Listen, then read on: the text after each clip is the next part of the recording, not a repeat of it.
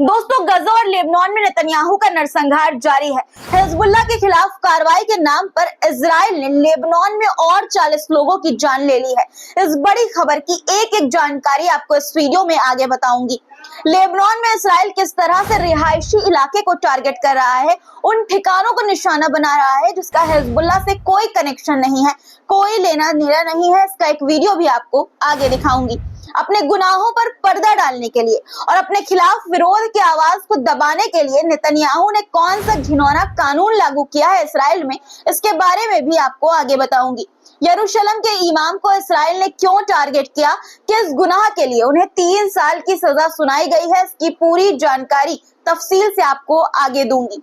जंग के बीच हिजबुल्लाह ने इस्राएल के सैनिकों पर बड़ा हमला किया है। इस्राएल को इस हमले से कितना नुकसान हुआ है ये भी आपको बताएंगे। साथ ही ट्रंप के चुनाव जीतने पर ईरान और हिजबुल्लाह की तरफ से कौन सा बड़ा बयान सामने आया है यह भी आपको इस वीडियो में आगे बताऊंगी। तो आज का ये वीडियो पूरा जरूर देखिएगा ताकि आप मिडिल ईस्ट में चल रही तमाम हलचल से वाकिफ रह सके। और हाँ, अगर आपने चैनल को अभी तक सब्सक्राइब नहीं किया है तो तुरंत सब्सक्राइब कर लीजिए। और दोस्तों, एक बात और आपसे कहना चाहूंगी, आपसे एक छोटी सी गुजारिश है कि कमेंट में अपनी राय जरूर लिखा करिए। आप सबके कमेंट मैं खुद पढ़ती हूँ। आपकी तारीफों से, आपकी हौसला अफजाई से मुझे हिम्मत मिलती है सच के लिए आवाज उठाने की और आपके लिए रिसर्च करके इस तरह की अच्छी वीडियोस लेकर आने के लिए। एक और गुजारिश, स्क्रीन पर आप QR कोड देखते हैं दोस्तों, उसके जरिए आप लोग अपना प्यार छोटी छोटी मदद के रूप में हमें करते हैं, इसलिए उम्मीद है कि आप इसी तरह से अपना प्यार हमें देते रहेंगे। चलिए शुरू करते हैं आज का वीडियो। द लाइव टीवी, सच सबसे आगे। आदाब दोस्तों, मेरा नाम है मिसबा खान और आप मुझे द लाइव टीवी पर देख रहे हैं। हमास और हिजबुल्लाह के खिलाफ नेतन्याहू ने पिछले 1 साल से युद्ध छेड़ा हुआ है। अमेरिका के साथ मिलकर पूरा जोर लगाने के बावजूद नेतन्याहू जंग नहीं जीत पा रहे हैं। अपने इस बौखलाहट में नेतन्याहू गजा और लेबनान में निर्दोष लोगों की हत्या कर रहे हैं। पूर्वी लेबनान में इस्राएल ने ताबड़तोड़ हवाई हमले किए हैं और 40 लोगों की हत्या कर दी है। इसमें से 53 लोग जख्मी हैं। लेबनान की राजधानी बेरूत के दक्षिणी इलाकों पर यह हमला हुआ है। इस्राएल ने बेरूत अंतर्राष्ट्रीय हवाई अड्डे के आसपास के इलाकों को भी टारगेट किया, वहां ताबड़तोड़ हवाई हमले किए। इसके पीछे इस्राएल की तरफ से यह तर्क दिया गया कि इन ठिकानों का इस्तेमाल हिजबुल्लाह कर रहा है। हालांकि हिजबुल्लाह ने इन दावों को गलत बताया है। इस्राएल किस तरह से रिहायशी इलाकों को निशाना बना रहा है इसका वीडियो भी सामने आया है, देखिए वीडियो।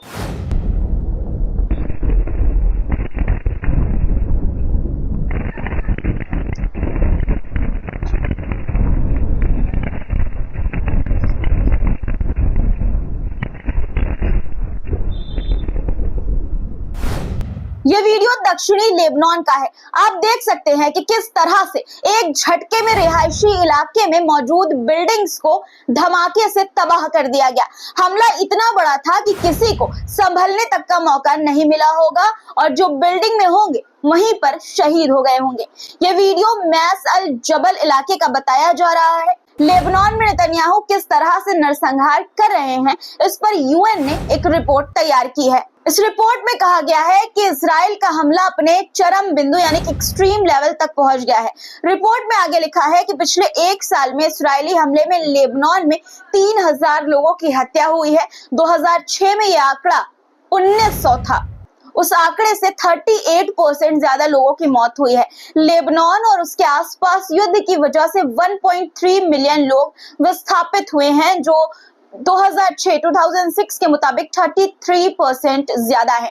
यही नहीं, लेबनान में अस्पतालों पर 78 हमले हुए हैं जिसमें 130 मेडिकल स्टाफ की जान चली गई है, जबकि 111 लोग जख्मी हैं।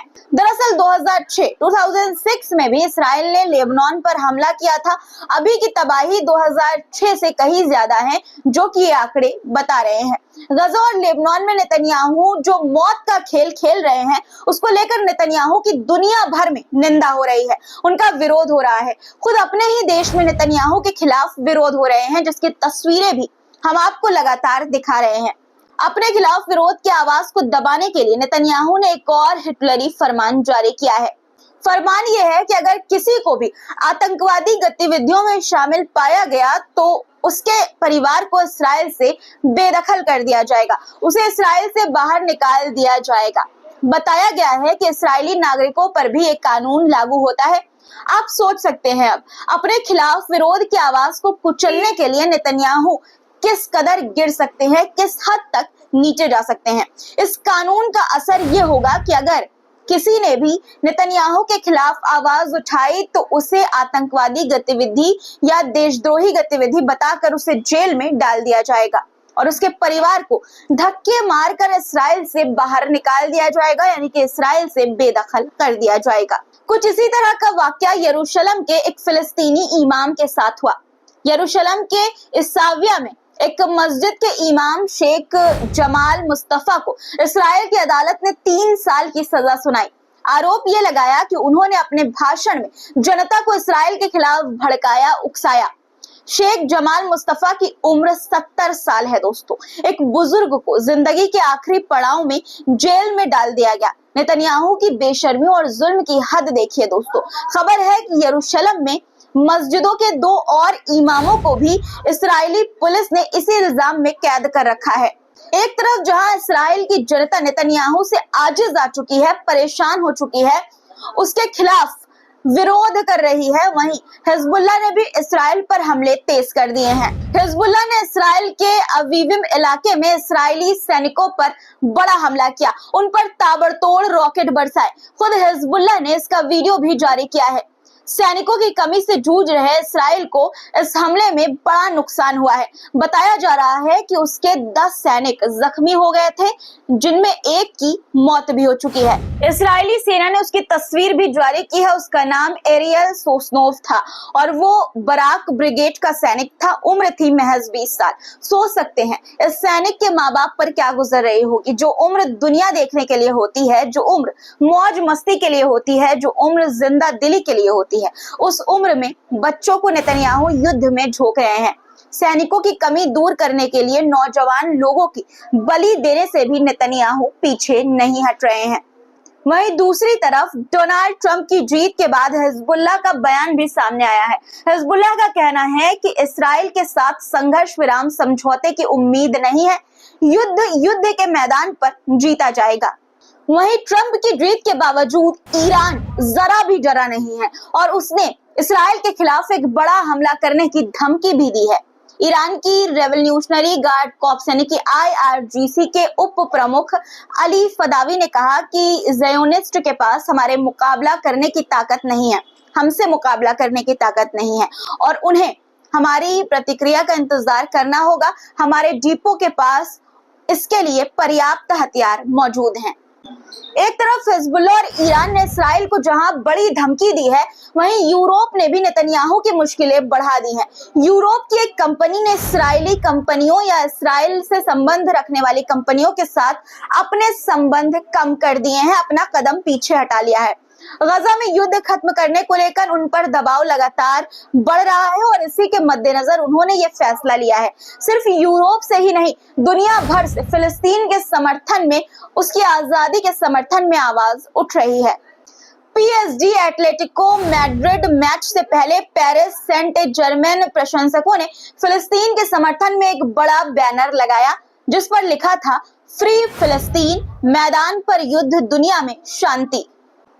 वहीं फिलिस्तीन में मानवीय मदद करने वाली UN संस्था UNRWA ने अपने ऊपर लगे बैन को हटाने के लिए UN से अपील की है।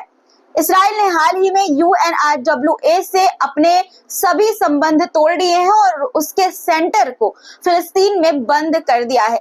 आज के वीडियो में दोस्तों इतना ही। आज का हमारा ये वीडियो कैसा लगा कमेंट में जरूर लिखिएगा दोस्तों। अगर आपका कोई सुझाव भी हो तो प्लीज जरूर शेयर कीजिएगा। आपका प्यार, आपके सुझाव मेरे लिए बहुत कीमती हैं और इससे हमें हौसला मिलता है आपके लिए इसी तरह से सच्ची खबरों को आप लेकर आने का। एक और जरूरी बात, अगर आपने चैनल को सब्सक्राइब नहीं किया है तो जरूर से कर लीजिए ताकि देश और दुनिया की ताजा तरीन खबरों से आप हर रोज वाकिफ रह सकें।